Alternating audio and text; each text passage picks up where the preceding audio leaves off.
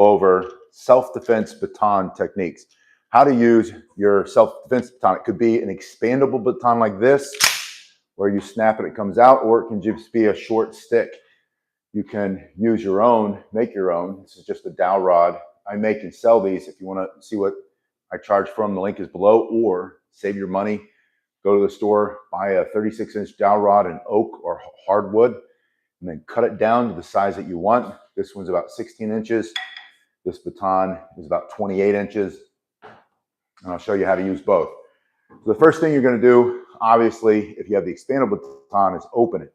Once it's in the open position, you take a better position, 1 foot forward, 1 foot back.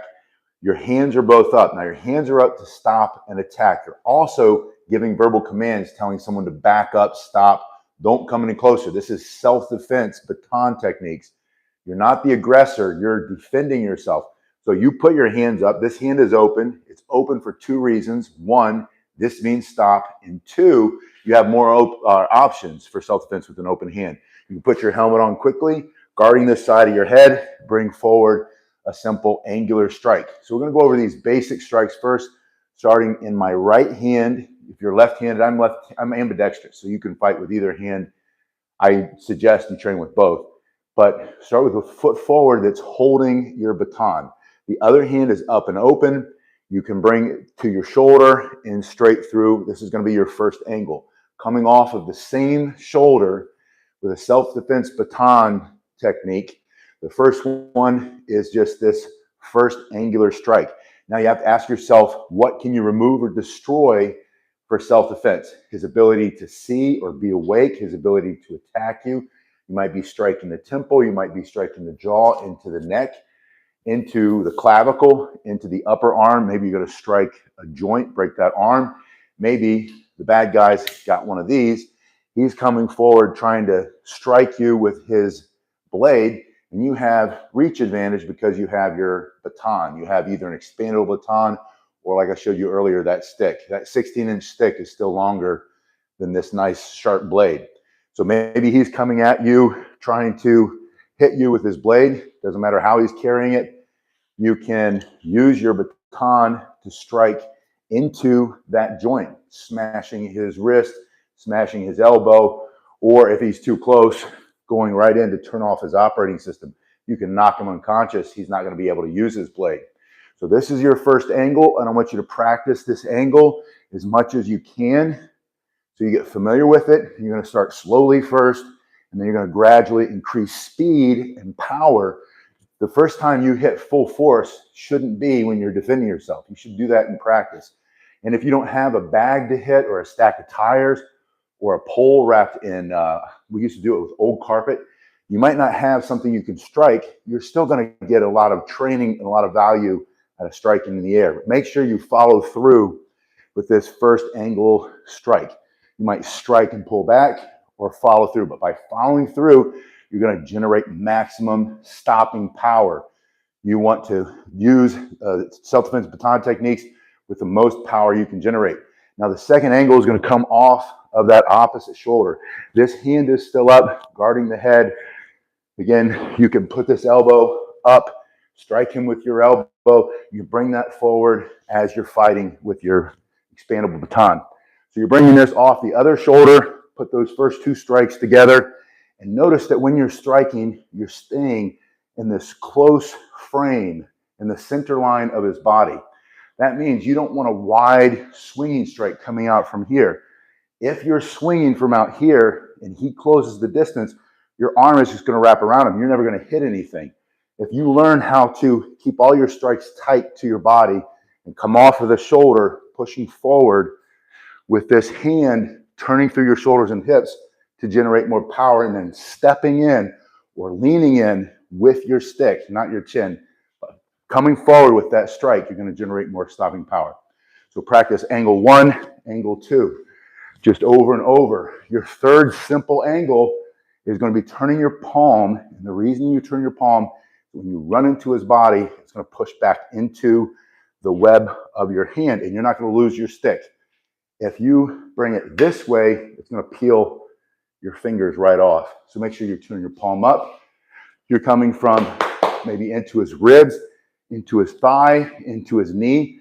Again, he's coming in with that punch or that knife. You're gonna break that wrist, break those fingers. You break the hand, break the arm. Joints break easier than the bones of the arm do, so go for that elbow. But you're coming up, striking this way, and then turn your palm down, facing the other way, leading with the pinky side of your hand. And again, super tight in the center line of his body, striking through his middle. So you have first angle, second angle, palm up, third, fourth. Number 5, you're going to come across horizontally, and you change levels by changing or bending the knees, coming up and down. You want to go to his knee, this other hand stays up, bend your knees, strike the knee, come up, strike the arm, come through, moving forward, striking into the head. What can you remove or destroy? Tim Larkin's book, When Violence is the Answer. I put that link below. Get that book. That's the most essential, almost the Bible for self-defense. Practice this horizontal strike with your palm facing up. This is the same principle as before. When you run into his body for self-defense, it's going to go into the web of your hand. It's not going to strip. Your palm is down and you run into him, he's going to peel your fingers right off. So turn your hand up, strike here, strike back. Just practice keeping these. And again, other hand up, changing levels, striking up, striking down. Put those strikes together. 1, 2, 3, 4, 5, 6. You should start to practice it faster. You should hear the whip of your expandable baton coming through the air, cracking the air, making some noise. Your breathing should be getting more labored if you're doing a workout. And that's, again, you don't want to, the first time you use your baton in self-defense, you don't want that to be the first time you went as fast as you can. You want to go as fast as you can, put yourself under stress, move, get a good footing, one foot in front of the other one, and then you're going to add whatever number next is, coming down off the top of the head. So let's count them out. So we have 1, 2, 3, 4, 5, 6, 7. 7's coming straight down, right in the middle of the skull for self-defense. Knock him out. He's got that knife. He pulls that out. When he pulls a knife on you, there's no more question about what his intention is. Knives kill. His intention is to kill you, right? He might be trying to intimidate, but as soon as that knife comes out, then your first goal is to finish him as fast as possible for self-defense. That means if you can knock him out by hitting his head, knock him back, maybe breaking that arm, then to the head, you no longer have to worry about that knife. If you are, you're moving, nothing's going to be perfect. You're not going to be smooth. This all works great in the movies. It works great until you have to use it. Mike Tyson's quote, I don't know if he really said it, but they always attribute it to him. Everybody has a plan until I punch him in the face or punch him in the mouth or something like that. And that's the truth. In a fight, whatever your plans were, they go out the window. But if you've trained, then you're more likely to do the things that you trained with if you've done it over and over and over again. And you're more likely to be successful. Now, that's all with one hand. If you can, if you're not limited on that other side, put it in the other hand and practice the same way. You're going to find, if you haven't done this over and over and over again, that when you switch to your non-dominant hand, you're not going to be as smooth, you're not going to be as fast, you're not going to be as powerful. It's not going to feel right, and that's why you should do it. It doesn't feel right. Push yourself, get out of your comfort zone. You'll never grow inside your comfort zone. You'll always just, you'll get worse, right? You stay in your comfort zone, we get fat and lazy, gelatinous, all the words that just pour out of. If you've ever been in the military, you've heard these things over and over again. You just become sloppy because you didn't grow. You haven't pushed yourself. So get your ego out of the way, get to your non-dominant side. And if you did 5 minutes on the right, because you're right-handed, then do 5 minutes on the left. And if you're bad at it, good. Let yourself be really bad, because you'll push through being bad, and then you'll be kind of bad, and then you won't be so bad, and then you'll be kind of good, and then you'll get smooth, and then you'll become more ambidextrous. Both sides will look about the same or close, but you won't feel like if you injure your dominant side that you can't defend yourself with your non-dominant side, which is why we do it. We want to fight with both sides evenly. Now, I've shown you just the basic things that you can do. I want to show you a couple more. After this strike, I want you to grab it with two hands and think, because this is one way that people don't ever think to use this. It's extremely effective. This is steel, some kind of tempered steel. This is made by Monadnock in the free country, capitalist country of Taiwan, the original China, where the Chinese culture still thrives and hasn't been eradicated.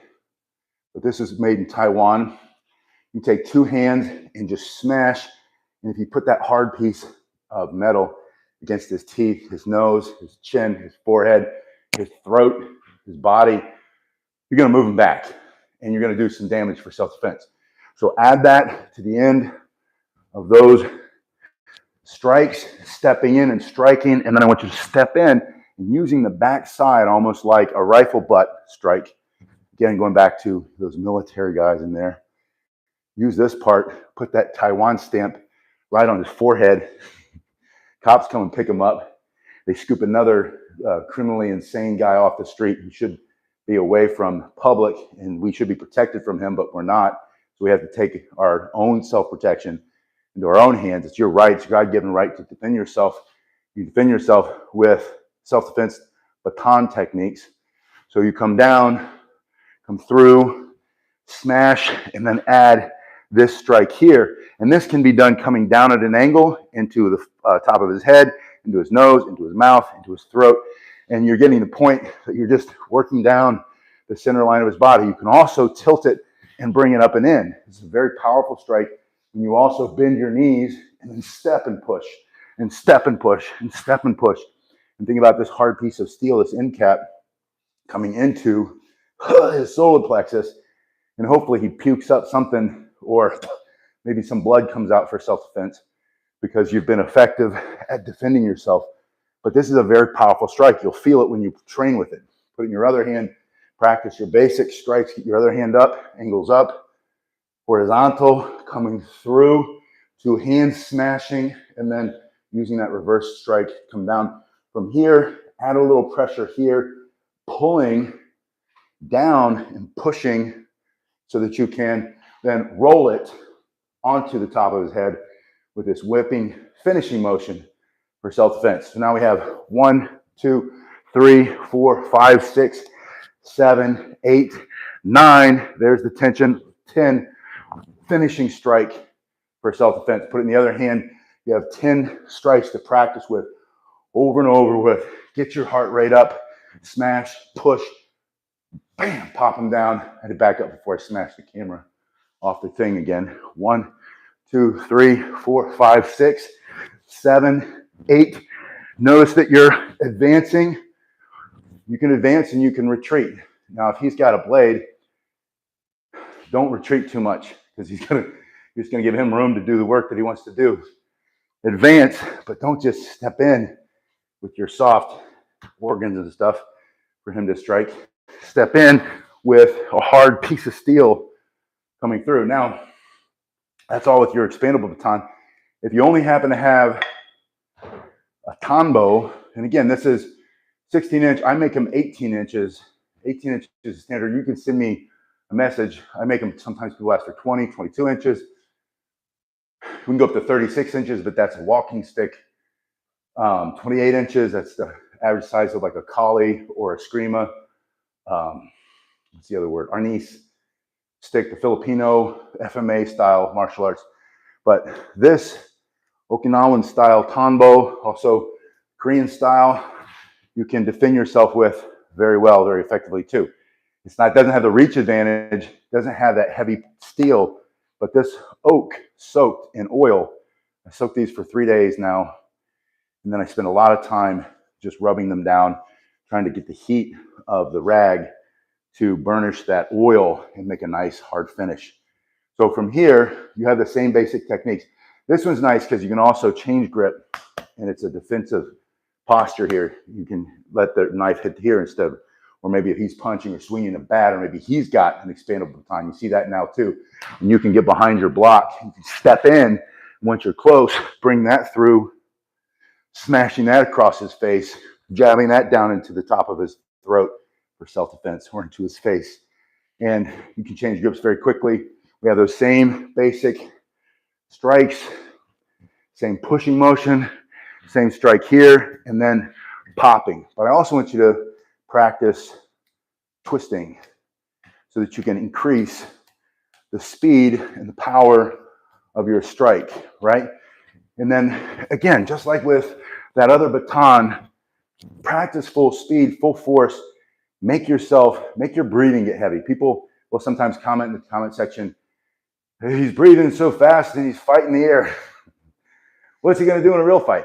And that's funny to me, because it's like, yeah, I'm a firm believer, and I learned this when I did mountaineering, when I climbed mountains. And I've been doing martial arts since I was like 9, so I've been practicing breathing as, meditation, and breathing for either the yelling, the striking, or when you're grappling and you have to move fast and snap somebody up a little bit.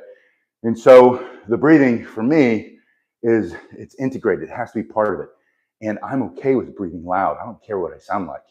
I only care how hard I can hit somebody for self-defense.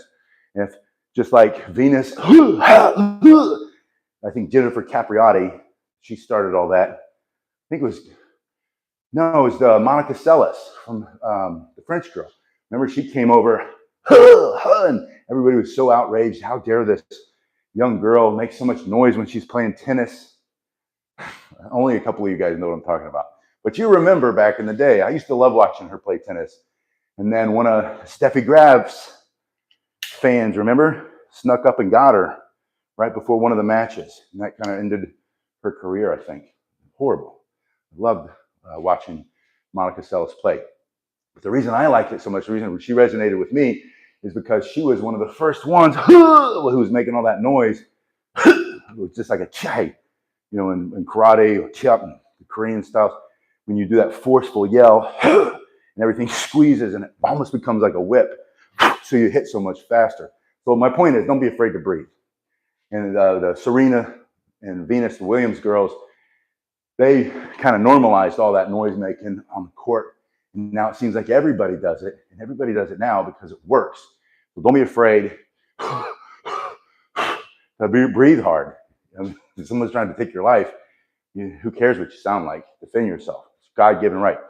So those are just some basic techniques that you can do using your self-defense baton. Now, I saw all the comments come in. They came in fast, and I appreciate that. Bill, I saw your email this morning. Thanks for that. Good to see you. Bill's in Vegas. It's great to see everybody. I had a bunch of these sticks that I just got done making. So if you're waiting on a stick from me, then they'll be in the mail tomorrow morning. Whether it's the Yawara, the pocket stick, or the Tanbo, and then some of you ordered the Hanbo, the walking stick. So I have all the sticks going out in the morning. But if you want the stick, check the first link below. Or like I said, save your money, make your own. Find a nice hard piece of wood. And a quick tip: you can get like an old tool that were made with hickory handles, and sometimes they break or they wear out. You can sand that down, get the finish off, oil it back up, bring it back to life, and make it any size you want, and practice with that. So the whole point of learning how to fight with sticks for self-defense, whether it's your self-defense baton techniques or a Tanbo or any other stick, the whole point of learning how to fight and defend yourself with a stick is because sticks are everywhere, stick in our environment. And it might not look like this. It might not be so obvious as this. It might be a spatula. It might be, like an industrial spatula. It might be a big wooden or metal spoon. It might work in a kitchen. It might be an umbrella. It might be your walking cane. It might be a walking stick. It might be you're at the gas station. You realize that you're there at the wrong time of day in the wrong neighborhood, and you weren't paying attention, and the guy got really close to you, and you look over and you see that nasty squeegee. It's got a sponge on one side, the squeegee on the other side, and it's in that brown, black liquid that only people with industrial trucks use to clean. and you realize you pull that out, that thing's a hard piece of plastic. I look at those every time in there, and it's got nice weight, and you can defend yourself with that.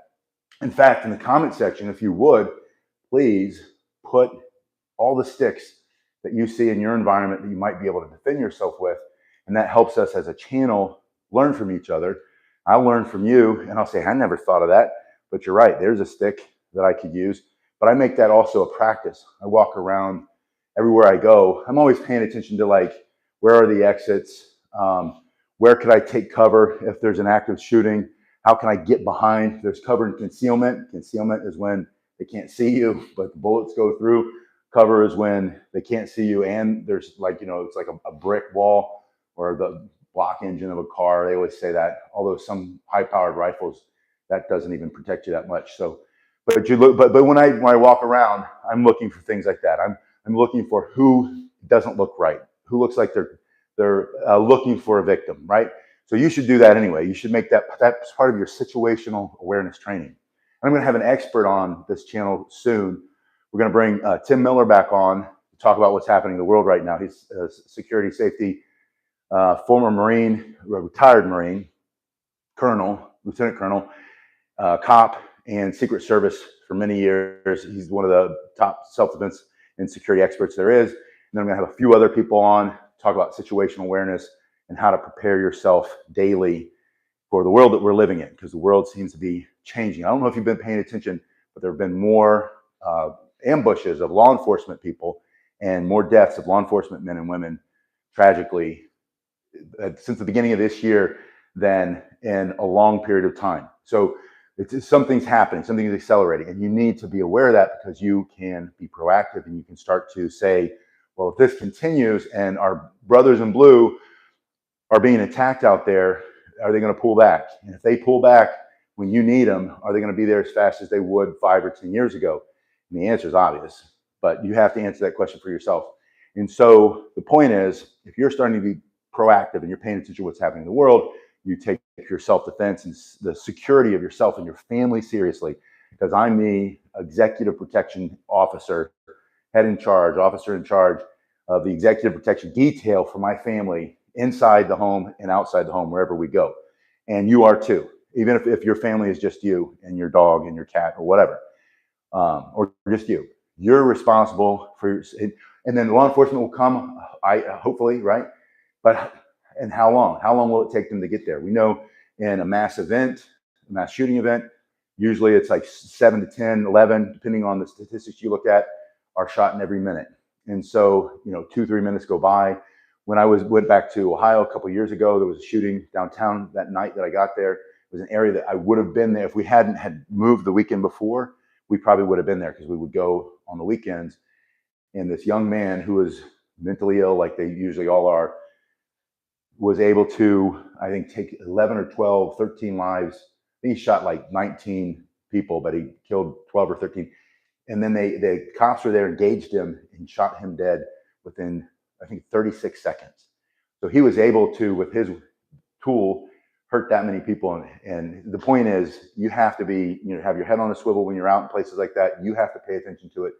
You can, you can be paying attention. You can see things that other people aren't paying attention to. You can select to either get out of there or say, where are the exits, or preposition yourself if something does happen, to be ready to move. And everybody's going to be running to that front exit. You're going out the back exit. You're going out that window. You're going out that side door, and you can keep yourself safe just by doing simple things like that. And then when the police officers do get there, law enforcement gets there, when they're coming, then you're already long gone. You've moved away, moved off the X, as they say. You've moved out of there, and you protected yourself and your family. But take these things seriously, because all we have to do is look around us and see that things are happening. Chode Biscuits 34 says, do I carry? I don't have it with me right now. We're getting ready to run to the hardware store. I will have it as soon as I get in the car. And so the answer is yes. And I have two carries. I have a church carry, and then I have an everyday carry. And my everyday carry is way more robust. My church carry is more, very robust. It does the job. but it doesn't. I don't bring as many magazines with me, and I do have extras because I believe in having extras. And then when I carry with my everyday, I have more stuff with me. I have chest seals, I have tourniquets, and then I have other stop the bleed stuff, and then other first aid. Because I think if you carry, you should also know how to help people when you need to. Anyway, so yeah, the answer is yes, I do. My personal preference is whatever I'm practicing with the most and dry firing with every day, and can get to the range and can get ammunition for. Because as you know, if you carry and if you shoot a lot like I do, that adds up really fast. And my favorite thing to carry, which I don't carry very often, is a 1911, because it's like a big hammer, a 45. But I carry something a little bit smaller, but still, like I said, will get the job done. And then my everyday is even smaller. But Garen says, don't always follow the crowd. Amen to that. Yeah, as Ed says, I have thick calves. I do. And I can tell you why. I grew up, my father painted big apartment complexes. And so I've been doing that inside and outside since I was a little kid. I've been going to work since I was 4. And one of the first jobs that I would have is pick up that 5-gallon paint bucket and carry it over to this crew that's working on this building, or carry it over to this apartment where they're painting there. And then later, as I got older and older, I was on ladders. So I grew up climbing ladders. I was on ladders today. I changed all the smoke detectors in the house. If you don't know, smoke detectors expire after 10 years. So if you have a smoke detector that's older than 10 years, you need to replace it. So you replace the battery twice a year when they change the time, but then you replace your smoke detectors every 10 years. So I just did that. I was up on the ladder today. My daughter said, Dad, why are you shaking? Are you afraid? I said, no, because I was so high. We had such high ceilings in one of the rooms. I was at the top of the ladder, which I probably shouldn't have been with my new fake hip, my recently fixed heart attack, but I was holding on. I know how to hold the ladder, and got it changed. Everything was fine. Anyway, the reason I have big calves, that interlude there. Climbing ladders as a kid. I grew up on ladders. I grew up carrying stuff, which I'm big because of my genetics, but I'm bigger than most people because I've been working since I was a little kid. My hands have callus. My hands are thick because I've been rolling. And that's how I got into stick weapons, is sanding poles and painting poles. You unscrew them in your board, and you start to spin them, and then you start to learn how to use them properly. And then one thing leads to the next. So don't be afraid to start with what you have. That was where I think I started this whole tangent, was learn how to fight with a stick, because there's sticks everywhere. Yeah, be unpredictable like Deadpool, Garen says. All right, you guys, thanks so much for being here. Thank you, Michael. It's good to see you. I saw someone say my name. Good to see you for everybody. So I might not get everybody in, but I try to. And I'll see you guys on the next one. We'll be doing another one of these. I've got a cane video coming up. I've been practicing close quarter cane self-defense, especially when you're stuck inside a house, or if you are somewhere where you need like a hallway, or you're waiting for the bus, or you're on the bus, or you're on a plane and you have your self-defense cane. What can you do from a seated position? What can you do without having a lot of space around you? All right, Baton, Gester, good to see you. Thank you. Matthew, it's always great to see you. I saw Alita here earlier. Good to see you. Jorge Perdera, thank you. Thank you for training with me. I appreciate you being here. Kevin, thank you. And JMC Enterprises, awesome. Good to see you. Good to see all you guys. And I really appreciate all your support, because I know you guys support me in so many different ways. And this channel continues to grow, and it's all because of you. Every time you guys go into the comment section and talk about like how you use the stick, or what you like about the stick, or whatever, Justin, good to see you, then that grows this channel. And I've seen a lot of the comments have been held for review, and I haven't been able to get to them. So if your comment doesn't pop up, then it will, because I'll go back in and I'll see that you guys made a great comment, and I'll put it in there. Dan says, hi, Grandpa. Not yet, not for me. I could be, but I'm not. And anyway, it's good to see you. young son, I'm guessing, young man, unless you're a young lady. Hopefully you're not confused. Anyway, I'll see you guys in a little bit.